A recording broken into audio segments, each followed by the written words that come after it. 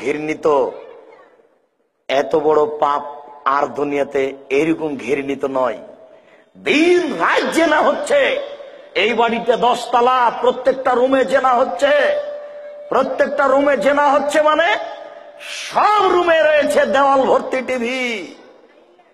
বেশ্যালয়ের মেয়ে এসে নাচে, তুমি দেখে চক্ষু ঠান্ডা করো কাপুরুষ, কলিজা ঠান্ডা করে পতিতালয়ের মেয়ে দেখে জান্নাত কিনতে চাও?